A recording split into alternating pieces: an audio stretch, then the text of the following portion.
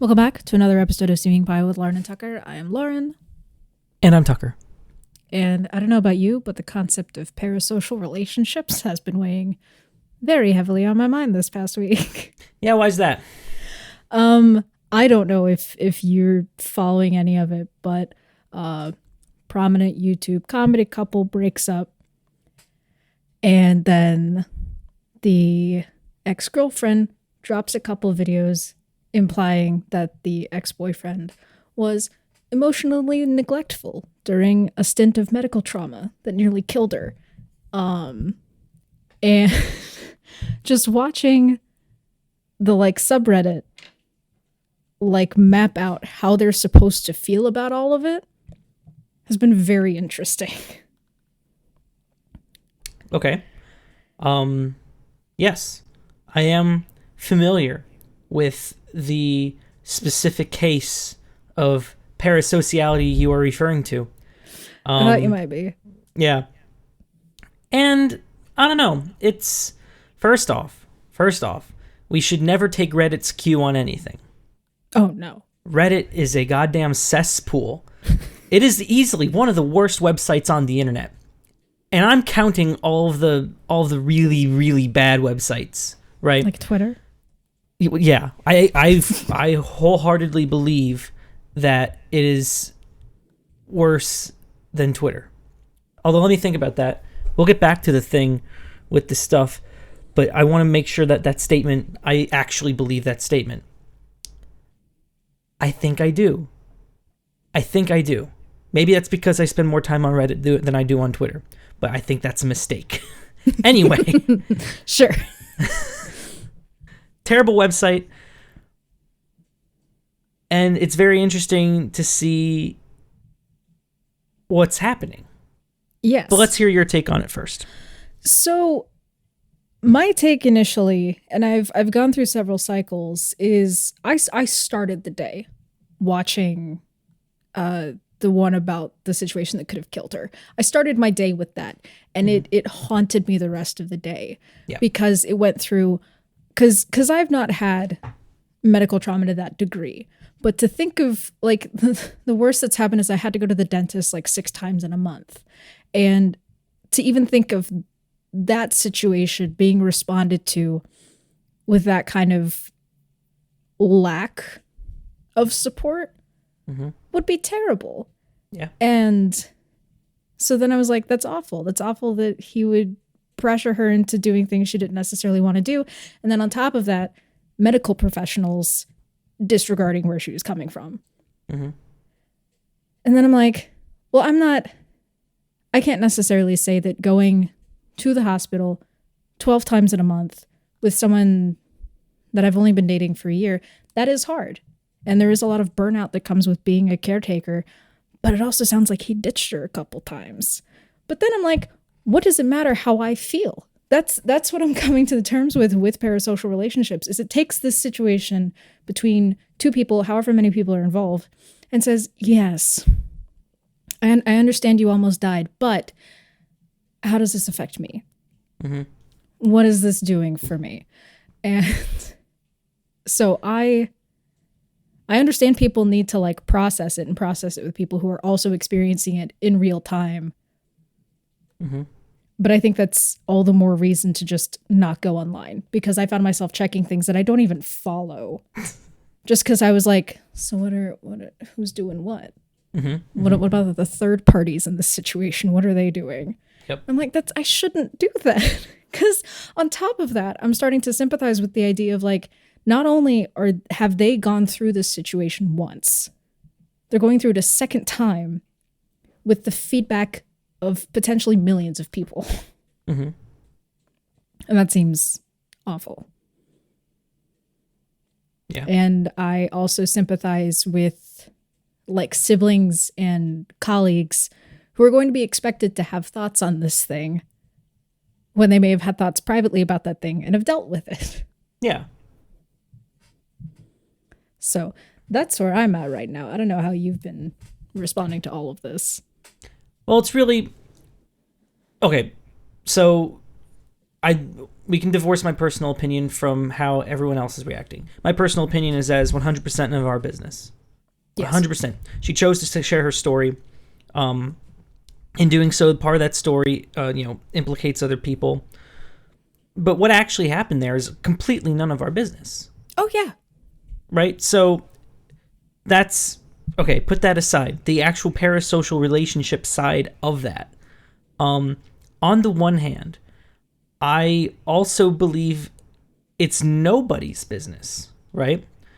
Yeah. And so while it may or may not have been A, happened, B, a shitty thing, it's not our business. Okay? The other side of that is, I think, okay, this is a very interesting case specifically, and one where the mob mentality, justified isn't the correct word. That's a very strong word, but has a point in their favor, and why they might think that this needs to be a big deal. You have this guy who's this yuckety aw shucks guy, right? And by all accounts is that way in real life. Not even being directly accused of being just a bad person, right? Yeah. And so I think that's fuel for the fire, and why people who want to see him burn are like, finally, this is it. This is the chance. Mm-hmm. Right? This is this is who he really is. Oh my goodness, let's nail him to a cross. Right? Like that sort of thing. So in that regard, but then you think about, well, it's you don't really know a person, because it's all public relations. Yeah. Right? I'm not sure if this is true, but I'm pretty sure Gilbert Gottfried has a regular voice. I think so. Yeah. Yeah. Bobcat Goldthwait certainly did. Okay. But the only evidence I have of this, and sometimes I think about this, is a very old clip from the Howard Stern show where he leaves a voicemail in his normal voice. And I think I haven't seen the documentary about Gilbert Gottfried yet. I want to. I need to find it. But I think there's some clips in there where he still talks like he does, but in a less exaggerated way. So, in any event, it's right. But that's all you know Gilbert Gottfried as. Yeah. And that can be applied to really anyone with any kind of public relations. Oh, absolutely. You don't really know the entirety, we don't see the dark side of the moon. Yeah. Well, and that's been the other thing too, is just a constant reminder of, I never knew these people at all. Mm-hmm. I don't know. And I think the reason why this in particular has been weird is because they're our age. And it's like, oh. Are they? Yeah. Yeah. And so like she's a little bit older, like a couple years. Mm-hmm. But it's sort of like, what's fascinating about all of this is because they seem like peers, we see ourselves in the good decisions.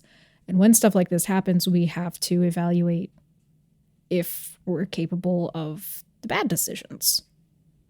Whoa, he is our age. Yikes. Yeah. Yikes. And so when stuff like this happens, it's like we wanted to be the good part of them. And it's kind of just a reminder to like, hey, reevaluate how you treat people, how you respond to things, and be mindful of, I don't know, just like your responses to things, I guess. Yeah. Yeah. Boy, parasociality is weird. Huh? It is. It's been a banner year for parasociality too. Because like kids younger than us went through it for the first time, I think, when John Mulaney and his ex-wife got divorced. Mm-hmm. That was like the first time where people were like, are you kidding me? You mean this person whom we've seen on stage for a grand total of like 4 hours Mm-hmm. may have been a construct. Whoa. Amazing. Like you have such a, idolization isn't the right word, but you have such a high image of someone that like, you know, it's crispy. It's, you know, it's unblemished. Sure, they might have their flaws that you don't know about, but you don't know about them. Yes. Right? But as soon as they become concrete, it's like, huh, right? Yeah. And I don't think we can change what inspires us. Like, we've both watched that guy's content, and I think, at least for me, it's driven me to make some of my content. That doesn't change. Mm-hmm. I can only control what I do. And I'm sure there are stand-up comedians today who grew up watching, like, Bill Cosby, and they're like, because of Bill Cosby, I'm going to be a comedian. And they can't change what Bill Cosby did. They can't change the fact that that was who they watched and why they started to do it. Mm-hmm. But they can control what they do. Yeah. Because they know themselves. Maybe. Mm-hmm. Yeah. Be a better version of Bill Cosby. It's a low bar to cross, but it really, yeah. Be funny. And don't drug women. Don't drug women in the Playboy Mansion. That's such a brave place to do it. Oh my God. Wow. Like Hugh Hefner would have had a problem with that. Yeah. Okay. I don't want to develop a parasocial relationship with Hugh Hefner. Oh, don't. The guy's dead. Yeah. Yeah, it's a little late for that. Haunting what? I don't know. Poor Marilyn Monroe. He demanded to be buried next to her. Yikes. Yeah. That's a little strange. He's a creep, and I dislike him immensely. That checks out. I don't know much about him, but it would stand to reason that, you know, someone like that would build an entire business as he did. I know, it's shocking, right? Whoa. What? You know, yeah. I'll bet you people had parasocial relationships with him. Oh, definitely. You know, like, oh wow, he's this cool guy. Yeah. You know, I don't want to know. It's definitely persisted. Because you read one interview with someone and they give you just a peek at who they are, or who they're marketed to want to be seen as, and you're like, that's so cool. That's like me. And it's like, that's an interview period is a marketing ploy. Yeah. They want you to be interested in the work they're producing. And so they want to be seen as the cool person. Mm-hmm. And I think, and tons of people have talked about how YouTube has made that worse, to where it's not, you know, a production crew, it's a single person. And because it seems so accessible, it's like, yeah, no, we're totally friends. No. Nope, it's yeah. But it's an easy trap to fall into. It is. It really is. Like, and sometimes I catch myself doing it, and it's like, wait a minute. Yeah. And I'm like, someday people collectively will stop caring about, like, the personal lives of celebrities. And I think when it comes to film stars, I want to say I'm getting better at that. But then again, YouTube just wrecks it. Yeah. Because, again, we don't think of ourselves as being capable of doing terrible things to people. Mm-hmm. And this just kind of throws it in stark reminder of, like, you can. Yeah, because these are just people. Yeah. Right? And I guess so are actors, but actors, they're never being themselves. Oh, yeah. They're always selling the movie. Mm-hmm. They're always selling the movie. They're in the movie. But, you know, people on YouTube are generally themselves, even though they are acting to some degree. Oh, yeah. Right? I mean, even if it's just a little bit, right? Yeah. You're still doing, like, a public speaking voice. Yes. You're still editing it to look a certain way. Mm-hmm. I would be very surprised if there were someone who were, like, 100% authentic all the time. Yeah. No, I don't even think that's possible. No, At like least not with at this live point. streaming, Not with even live that. streaming, you could get close, but even then, you're still choosing when you're going to turn the camera on. Yep. And Yeah. I think you could argue the closest we've ever gotten to someone's authentic experience in public was when Britney Spears was having her meltdown after being pursued by paparazzi for a decade. Yep. Which, appropriate reaction. Oh, absolutely. I'm going to this subreddit now just to, because I haven't been on it for a while, just because it's like, well, this is stupid. But now, is it still a cesspit? I don't know. The last I saw was people asking about refunds. Yeah, okay. It's not a very active subreddit. Yeah, I think everyone got their feelings out and they're just waiting now. Yeah. Okay, yeah. Whoop-dee. All right. Yeah, no. I Because the last time, I can't be paid enough to care, right? It's like, okay, cool. That's a shame that, people are probably going to hate this guy forever now. Whatever. Yeah. It's none of my business, and I just don't care. I don't care. You know what really the things that really rub me the wrong way. I'll give you an example. Maybe you can extrapolate a larger context. No, larger, broader genre of the things I'm talking about. Generally, you see these things on late night television. Jimmy Fallon is very guilty of this. So is James Corden. I'm thinking currently, specifically right now, of Carpool Karaoke. Right? I do not care. I can't fathom. I can't key into how anybody could care. Is like, I don't get it. I really don't get it. I catch myself developing parasocial relationships with people.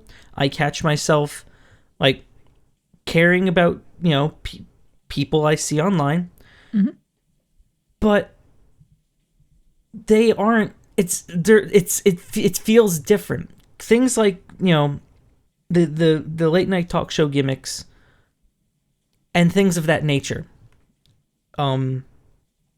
If it weren't so hated, people singing Imagine would fall into this as well.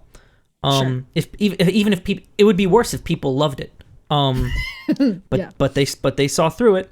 Yeah. And I don't see why they don't see through it more. But do you get what I'm saying? Like being like, oh, I hope that streamer's having a good day is completely different from why am I sitting here and spending 10 minutes watching Carpool Karaoke? Yeah. It makes sense when I say it, but I cannot articulate why. It's an authenticity thing. But it's probably all fake. Oh, definitely. It could be a production value thing. Maybe. I know that sometimes when content creators get a better camera, people are like, oh, they've sold out. They've changed. And they push back against it. Mm-hmm. And so I think it depends on kind of how the creator curates the image they want to present. Mm-hmm. If they want to be seen as authentic, the instant their stuff starts to look better, if they weren't careful about it, people will turn against it. Yeah. But if they take it slow, when they upgrade, people are like, oh, that's so cool. Congrats. It was, last night William Osmond said he was quitting YouTube. And one of the things that he said was, I'm paraphrasing because I don't remember the exact quote, but the success that you gain with relatability will cause you to lose that relatability. Oh, absolutely. Yep. Yeah. Unless you end up on Carpool Karaoke. God. I hate those segments. Oh my God. Yeah, no, I was watching something today that was specifically pointing out how much louder than the guest James tries to sing. Oh, is that true? Yeah. So he can prove he's a good singer to the person whose career it is to sing. But he isn't really a good singer. Not like He's great. okay. He's like, what's his He's name? like, you know, top 3 in your community theater. Not Gerard Butler. What's his name? Russell Crowe. He can. Doesn't mean he should. He totally can. He can carry a tune. He's not bad. Yeah. But should we be putting that up front? It's part of the gimmick, because I remember when that segment first started, and I think like Adele was one of the first handful of guests he had, and she was surprised when he started singing. And I think he or his marketing team was like, do that more. And that is such a dangerous thing to be like, this is your gimmick. Do this all the time. And I've seen other YouTubers who have had like a signature greeting and they're like, hey, I'm going to stop doing this because I don't like it anymore. And I think if you're afraid to leave a gimmick, that will also curse you. A lot of people said that happened for Lily Singh when she didn't age up her content or really do anything different with it. She just tried to keep doing the same thing. And it just didn't work. Yeah. Yeah, I forgot that happened. I forgot all about Lily Singh. Is she still on television? I don't know. People quit talking about her. Probably for the best. Yeah. That's I'll been a look it thing I've gotten to the point where I've quit watching certain kinds of content because I'm like, you're just reacting to the same thing. And eventually, like, you've said all your jokes about that thing. Yeah. Former talk show host. So I guess... Ooh. I guess not. Does Wikipedia say what happened? That kind of sucks.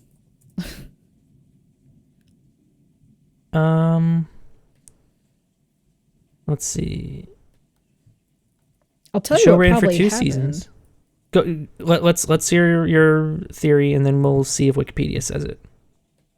I'm thinking, well, A, COVID, but then B, Gabby Hanna went off the rails. And so there was a different person to talk about. Oh, so, why people stopped talking about it? Yeah, because Lily Singh's writing team, like, there's only so much you can do about that. But Gabby Hanna was a different thing every day. Oh, okay. Interesting. Let's see.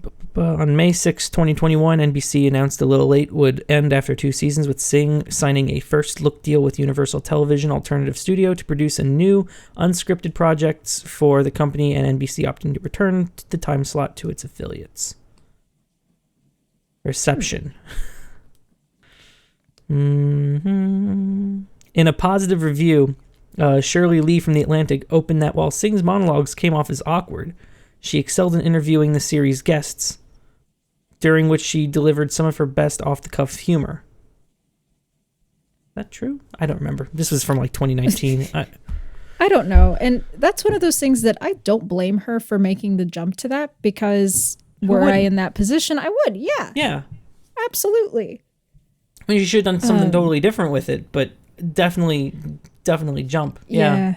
Yeah. You can't be the same person to a vastly different audience. Mm-hmm. Yeah. And again, they picked a gimmick for her, and that should have been dropped after the first joke. The best joke she had with that was, she's like, I'm really excited to join like all of these legends. And they, put up the picture behind her of like all of the guys who were hosting late night at the time, Conan, the Jimmys.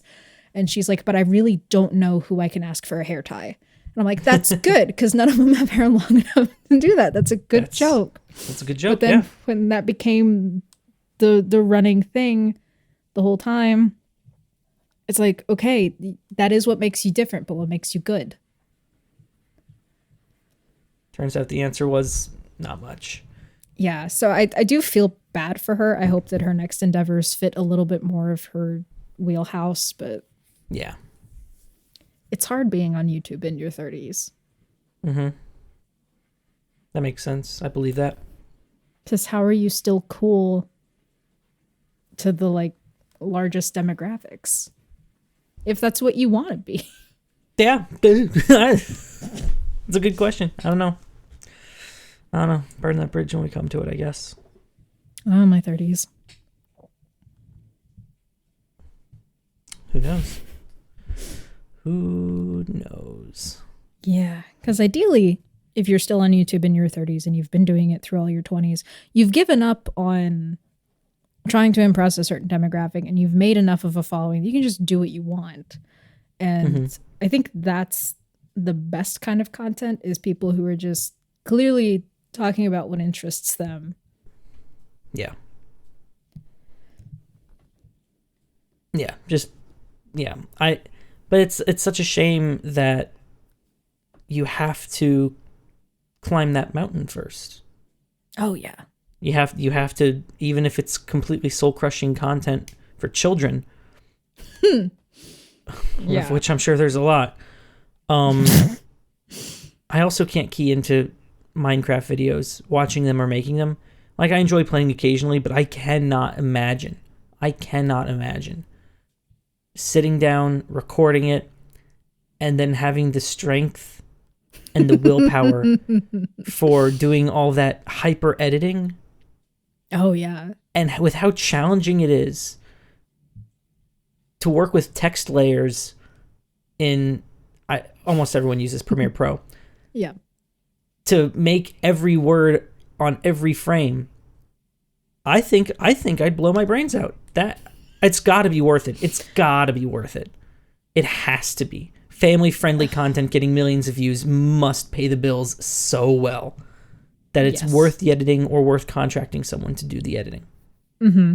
I watch a guy who went through phases. Like, he started out trying to be like the one clean game content guy in the group. Like, he wouldn't curse in his content, and eventually he just got tired of it, and so he started cursing in it, and then he noticed like a huge plateau, and he went back to bleeping out the cursing, and the number of like the AdSense that he gets is way higher now. Yep. So there is money to be made in family friendly content. Yeah. Which is weird to think about. Yeah. And I mean, it's weird to think about because, and it's such a weird paradigm shift that I don't think people were ready for on YouTube. No. People weren't ready for it. YouTube realized, oh, whoa, there's a lot of money here that we just kind of tripped and fell into. We're going to optimize the platform for that. And it kind of left everyone in the dust. But yeah. But they're probably just making just boatloads, yacht loads, cruise ship loads of money. Oh, yeah. Yeah. It's really hard to think. It's really hard to think that this was the same platform that like iDubbbz and Filthy Frank reached their prime 5 years ago. Yeah. Yeah. Just it was so recently. Ago. I think Pimp My Wheelchair came out in 2016. That's not that long ago. No. That's also been so funny to see kids who only know him as Joji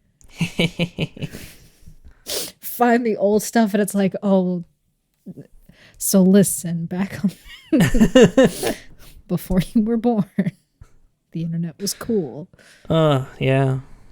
Oh, remember when the internet was cool? But like that'd be so weird. Mm-hmm.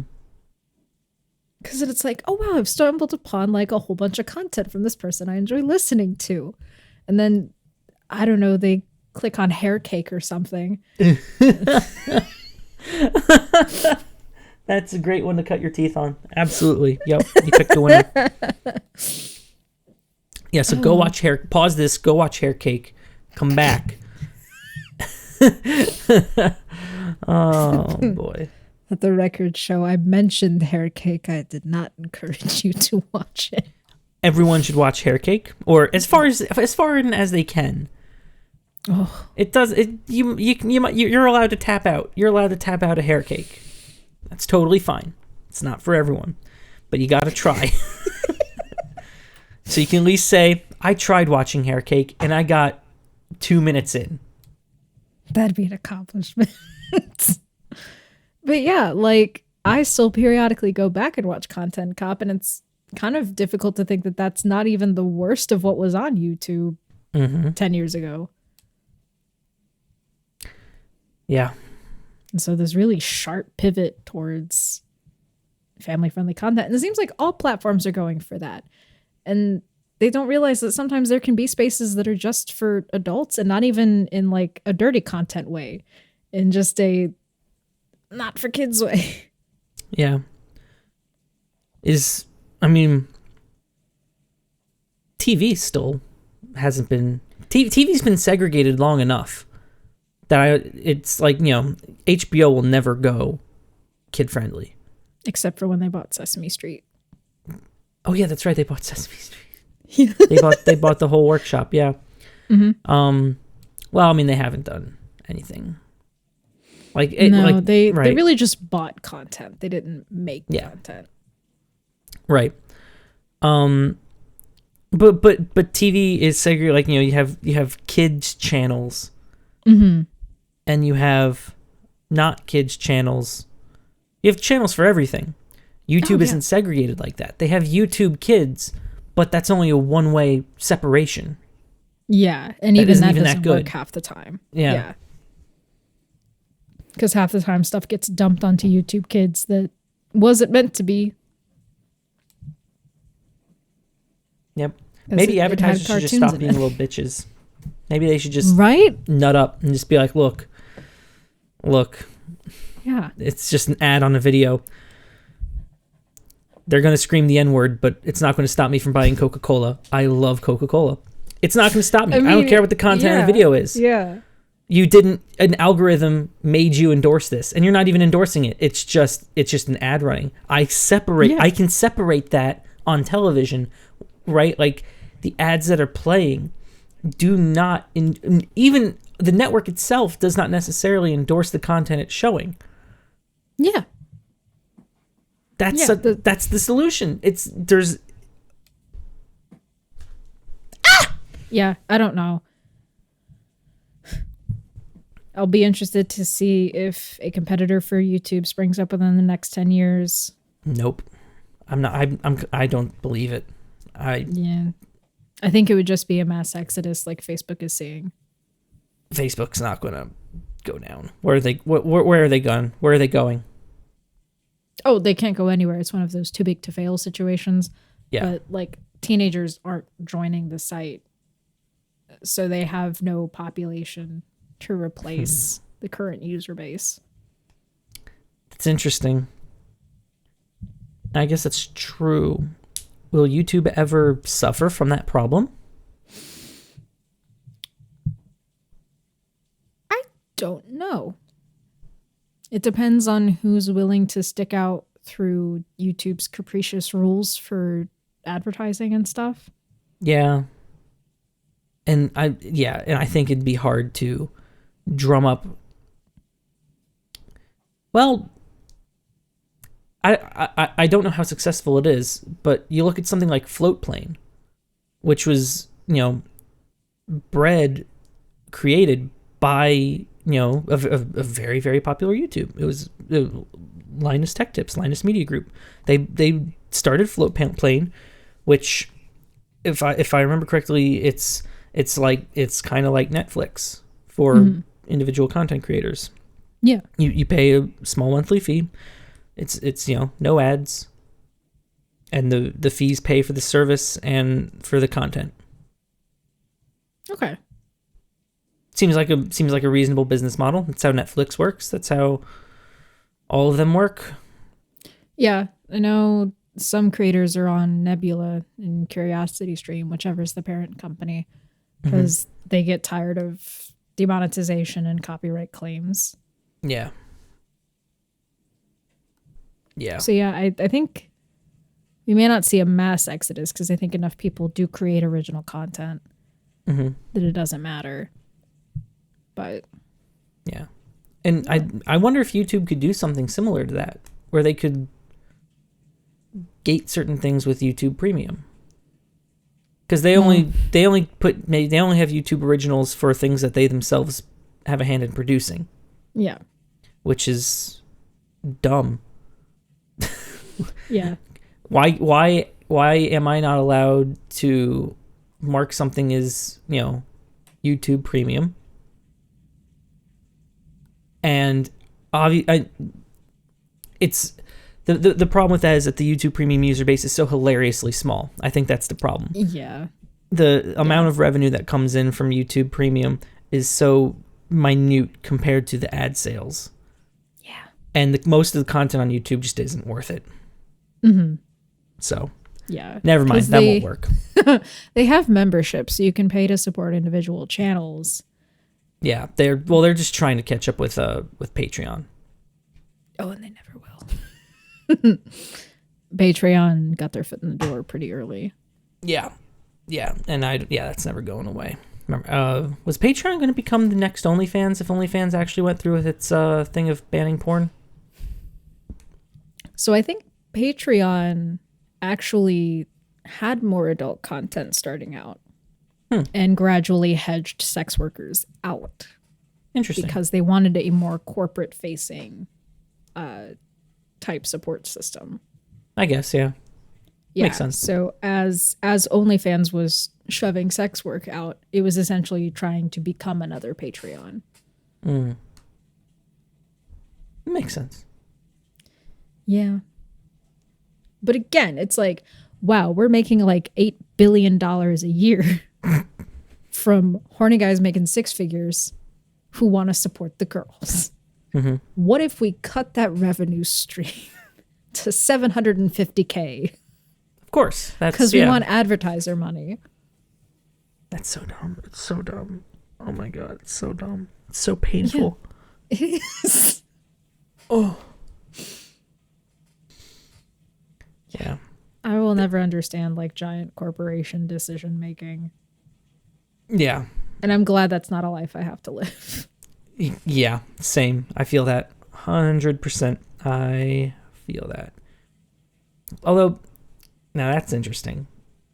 Take it full circle. OnlyFans and parasocial relationships are yeah. You smell what I'm stepping in. It's not even arguably worse. I feel like it would be objectively worse. Right? Yeah. Yeah. Yeah, cuz like I'm sure there have been guys who have like slept with prostitutes and they're like, we got to get married now. Like, this is everything to me. But odds are that guy only sleeps with that prostitute once. Then, you take it a step further. And I think strippers run into this a lot of where they have a regular spot and guys can come back to that regular spot. And then with OnlyFans, the content's right there. They don't even have to leave their house. Mm-hmm. And so they're so close to the content and so close to the source of like the chemical response that they're looking for. I think the parasocial relationships are very strong. Yeah. Yeah, no doubt. No doubt. Especially if they can pay more and get stuff personalized. Ah, yeah. That's like if you're in the top tier and it's like, I'll send you a personalized video. Mm-mm. That's really going to exacerbate that. Yeah. Yeah. No, that's, yeah. But in that case, you kind of, that's a very thin red line. As with all parasocial relationships, but I think especially in the case of virtual sex work, maybe, you want to you want to grow that parasocial relationship to the point where it generates more revenue, but not so much that you get stalkers in the most extreme case, right? Yeah. And I feel like the margin of error in just regular content creation is a lot wider. Mm-hmm.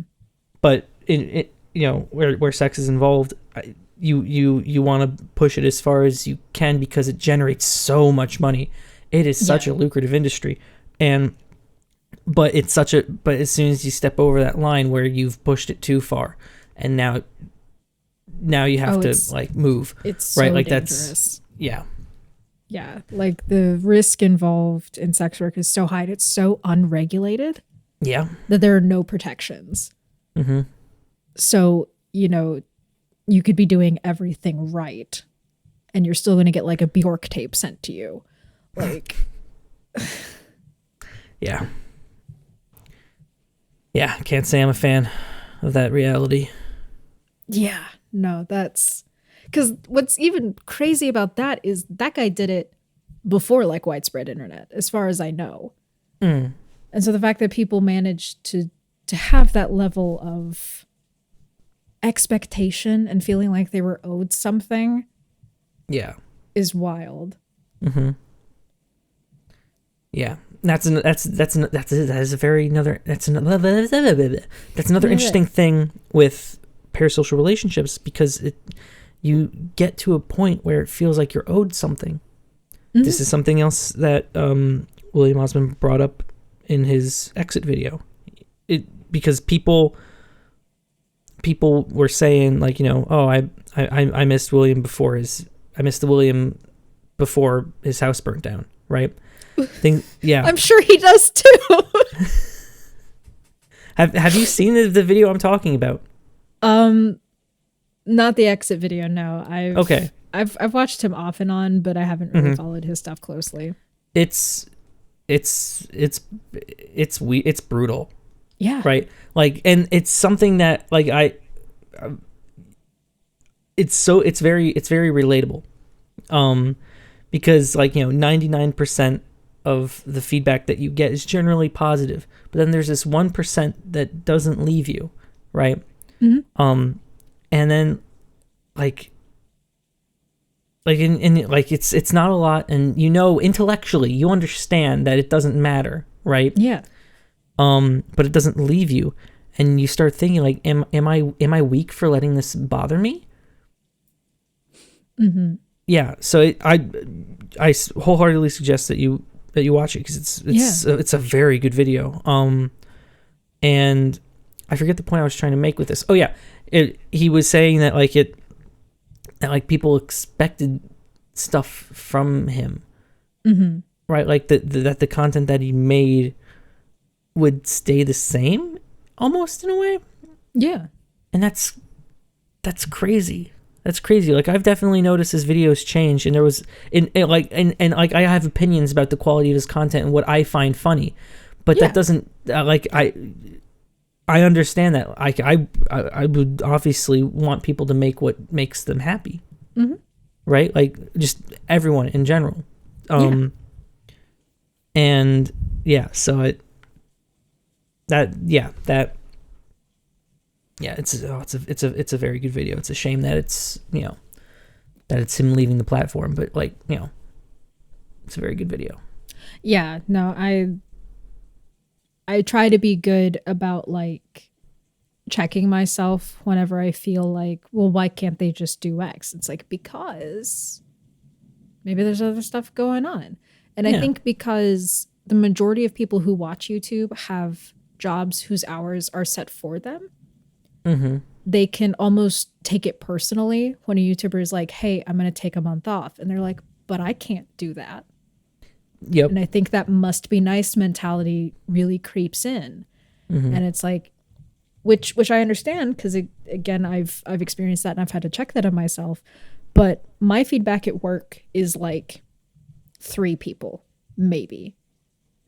It isn't hundreds of thousands of people every single time I do anything.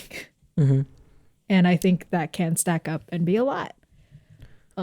Yeah, the loss of relatability is almost always because of envy. Oh yeah, absolutely. Mm-hmm. And that is the thing I've had to check the most. Yep. Because that is such a poisonous thing. And I think people think it's coming from a righteous place of well, I'm just trying to, check the privilege of the people who are wealthier than me and more powerful than me. And it's not always. That's sometimes you're just being a jerk about it. Mm-hmm. Yeah. And you need to just leave. Yeah. I've definitely, over the past 6 years, I guess, I've been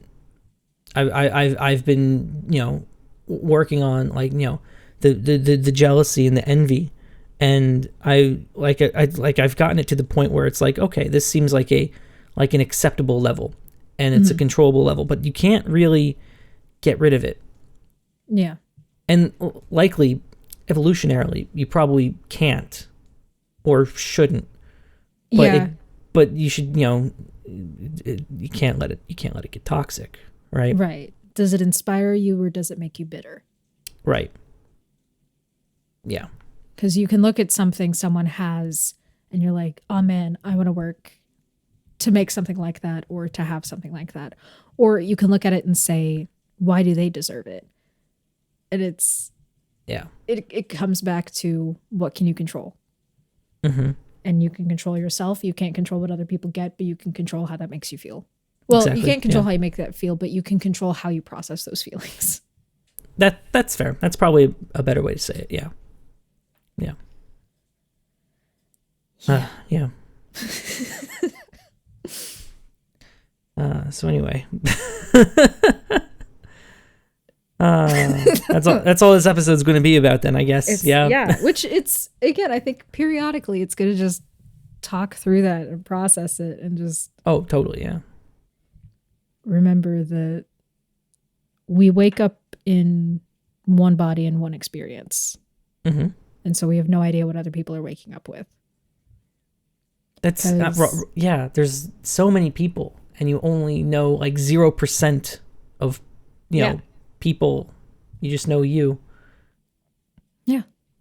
Yeah. I went through that watching a plastic surgery video because I was like, why would that person get plastic surgery? Because I perceived them as being prettier than me already. Mm-hmm. And I'm like, why would they do that? And I had to remind myself, I'm not waking up with that face every day. I don't know how that feels. And I'm sure there could be people waking up in a different body, looking at me, complaining about whatever related to physical appearance and feel the exact same way. Mm-hmm. Yeah. But if you look at something long enough, you hate it. And if you wake up with the same face every day, you can learn to hate it. Yep. That's very true. Yeah. I don't know. It's very interesting because at an intellectual level, I think people more or less understand that and yet still can't divorce themselves from the feeling. Mm-hmm. And it's so strange. It's so strange because it's pretty universal. Yes. It's so strange. Yeah. And I think the reason we see like videos about it or tweets about it or posts about it in general is because people want the validation. They want to check and see if those feelings are valid. Mm-hmm. And they don't necessarily know what the reach of that will turn into. Yeah. And sometimes it's nice to know that, you're not alone in your shittiness.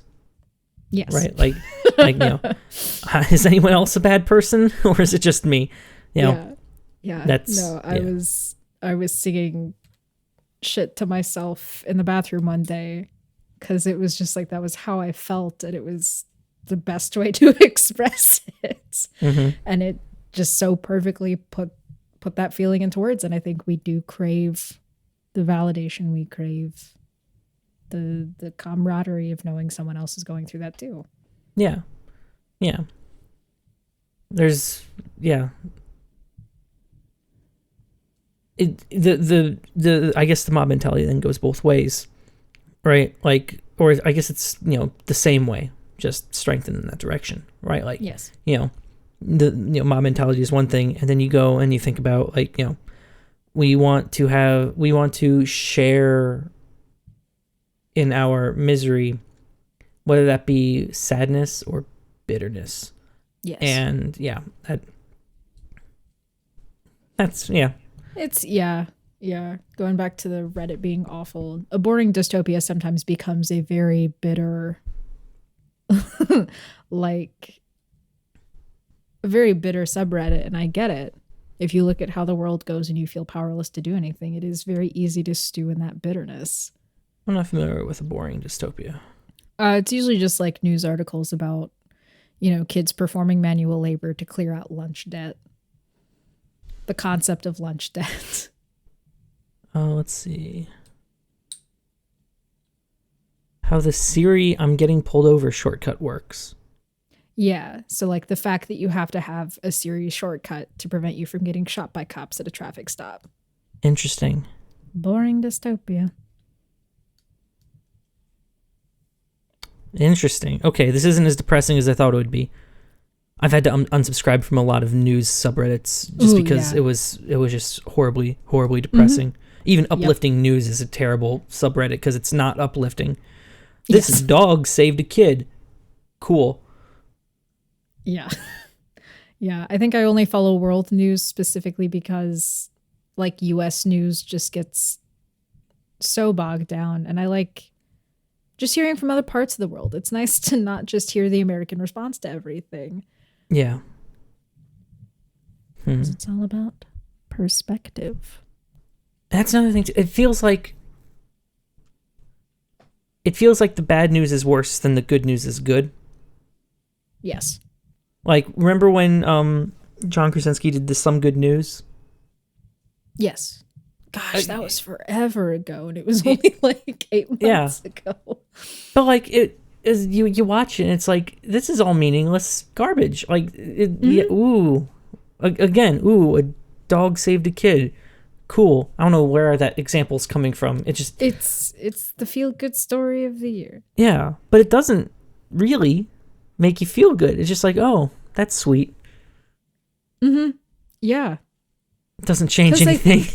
It's so intangible, and the consequences don't reach us. When bad news happens, the consequences are tangible, and they do reach us. And it affects what we talk about because negativity fosters ad revenue. Yep. You hate clicks are a pop in business. Oh, yeah. God.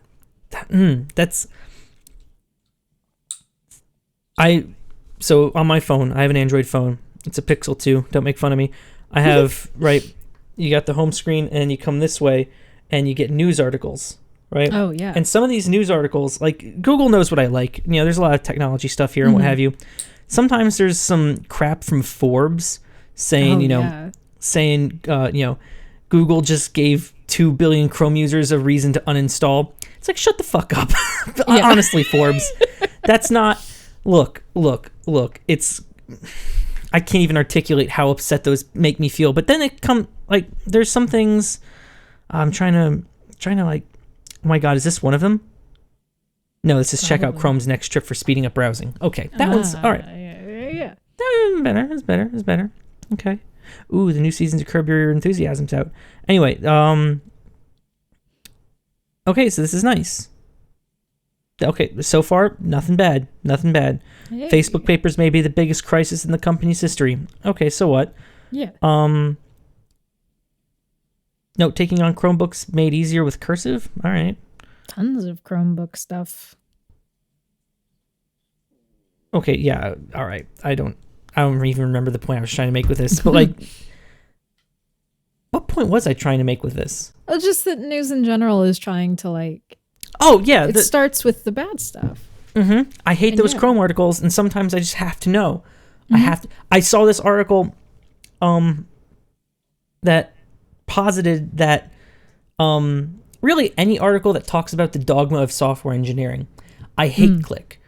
Not because I don't believe in good software engineering, but because I believe that dogma doesn't solve anything. Yeah. when it comes to anything, but primarily software engineering, right? Not much is sacred. Just write good code. Yeah. Right. You have anyway. But it was labeled something so hideously. Right, because it wants you to click. It was like why you should write a monolith instead of microservices. And it's like, that is the most batshit crazy thing I've heard. But really what the article was saying was, you should design your system so that the system works well. If it's just a simple little thing, if it's small enough, right, like if it grows too large and you can call it a monolith and actually mean it, then maybe you should break it up. But if it's small enough that it can just stay one thing, then just make it one thing. Who cares? Exactly. Who cares? It's simple enough. But the incendiary headline, it drove me to hate click. Why would you say something like that? Anyway. It's a lot of computer examples, but it applies to everything. Yeah, no, because we have strong opinions about the things we enjoy. And so when those feelings are called into question, we take it personally. Yep. That's why I have to click open comments when I know nothing good happens there. Oh, yeah. Because the people comments who care enough to comment are not the people you want to engage with. That's right. Goodness. Yeah. Yep. But the thing you do want to engage with is tonight's sponsor. Great segue. So, the sponsor that we're getting on one knee with and engaging with tonight is the North American Pollutants Association. No, not the website of a group working to reduce air pollution. Rather, a group of people working to cleanse the earth of all life. For a small fee, they will ensure the complete destruction of your home, your family, and all life in a 5-mile radius. They will remove all traces of your existence from the planet. How is it free? It's not. You pay for it with your life. Literally, you pay for it with your life. That's not a metaphor. It's a promise. So thank you to the North American Pollutants Association. I might be placing a call soon. You don't get a coupon code, but I guess that makes sense given it's I guess they could take you within like 20% of your life. But that wouldn't really solve the problem. If anything, it would make the problem worse. Wow, this man tried to save the climate, and it cost him 80% of his life.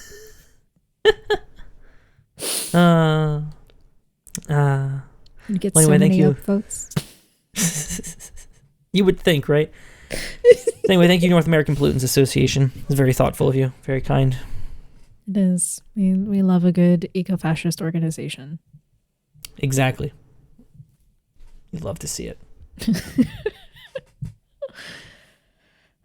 No, this was good. It feels cathartic. I hope it's cathartic for the people listening at home. Mm-hmm. Yeah. No. It should. And again, I feel like nothing that we've said today was groundbreaking.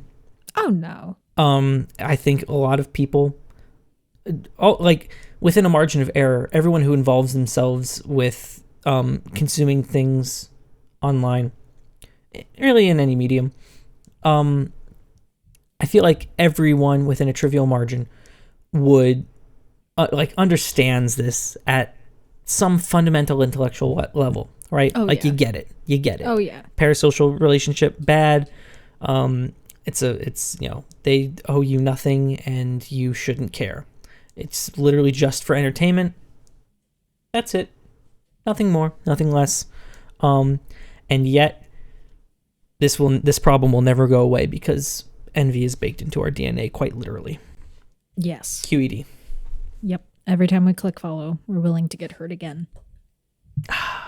Yes. Delicious. This has been Steaming Pie with Lauren and Tucker. I've been Lauren. And I have been Tucker. And we will see you all next time.